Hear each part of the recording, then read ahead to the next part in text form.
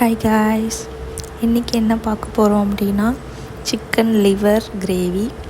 அதுக்கு ஒரு பாத்திரத்தில் ஆயில் விட்டுட்டு கொஞ்சோண்டு சோம்பு போட்டு அது நல்லா வெடித்து வந்ததுக்கப்புறம் ஆனியன் போடுறோம்.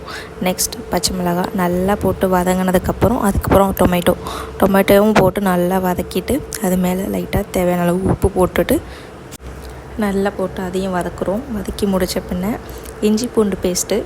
இஞ்சி பூண்டு பேஸ்ட்டு போட்டு நல்லா வதக்கிட்டு அதோட பச்சை வாசனை போன பின்ன நம்ம வாஷ் பண்ணி வச்சுருக்க அந்த கல்லறையில் எடுத்து அதில் போட்டு நல்லா வதக்கணுங்க.